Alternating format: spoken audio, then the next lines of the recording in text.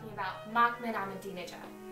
For those of you who don't know, he's the 6th and current president of Iran, and he was the former mayor of Tehran.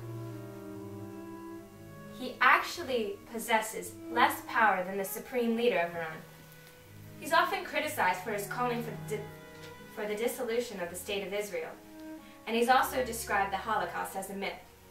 In 2006, Ahmadinejad and his government forced Iranian presidents and university professors to resign in order to instate younger teachers in their positions. One of the largest issues in Iran now is the nuclear program. The UN and nations around the world condemn the nuclear program, but Iran and Ahmadinejad hold that nuclear power in Iran does not mean a nuclear bomb, which Ahmad says is against his religion. He states that nuclear weapons did not prevent the fall of the Soviet Union and will do nothing for his government. Criticism has arisen in Iran against Ahmadinejad because of his outspokenness and his dislike of the West. His platform, when becoming president, was one of ideals, which the people believe have not been implemented. People believe he spends too much time criticizing America and not enough reforming his country.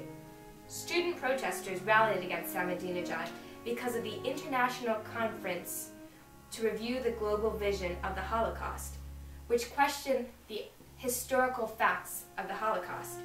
In attendance was the former imperial wizard of the KKK. In September of 2007, Ahmadinejad spoke at Columbia University in New York and infamously stated that there were no homosexuals in Iran. Next, we'll have Jason Newton back once again to discuss Ahmadinejad. Hi, welcome back. We have Jason Newton here again today, but this time to talk about Ahmadinejad of Iran. Thanks for coming again, Jason. So my first question is, what do you think of Ahmadinejad's position on Israel? Do you think it's real or true, or do you think he's pandering to Islamic fundamentalists? Honestly, I think in a way he does think it is true. I don't think he's faking it at all. I think this is his true beliefs. Ahmadinejad is a product of the revolution, as you know, and I truly believe that he does feel that Israel is just a spot on the map that needs to be wiped out. I truly believe that. I've heard that translations of that might not be as accurate as they seem. Like, some say that they mean just to wipe away a clean slate, not necessarily blow off the map as some would have it.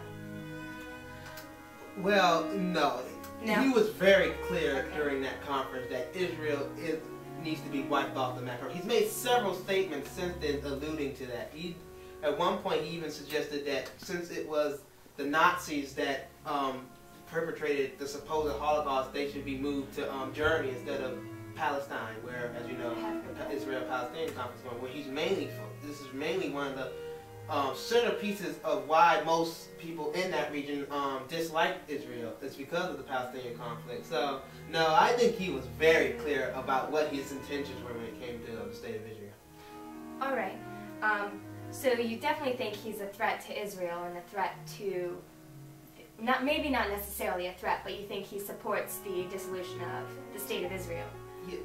He is the biggest threat to Israel since the Islamic Revolution. I've never seen Israel so nervous about a leader until Ahmadinejad came to office. All right, so he poses a threat to them, but do you think he poses a threat to the U.S. and to the rest of the world? Yes, I do. Ahmadinejad is the leader of the leading state sponsor of terrorism. I don't care what you hear some liberals in Congress or in the world may think. Ahmadinejad is the biggest threat to international security, as he has flouted the UN on many occasions. He's ignored repeated demands for Iran to halt their nuclear program and to verify with the international community. He's said, no, Iran will do what it wants. So you believe that his nuclear program is in pursuit of weapons and nuclear weapons? Oh, most definitely. There's no doubt about it. If it wasn't, why would the Iranian regime keep it secret for so long? I mean, really, if they were only looking for nuclear power, why not tell anybody? Well, look at what we've done to them. Look at the way we've harassed them. I wouldn't tell anyone about my secret nuclear program. if I knew the world was going to react the way it does. But if they had nothing to hide, why hide it at all? I don't know. Thank you. No Oh, there is another question. I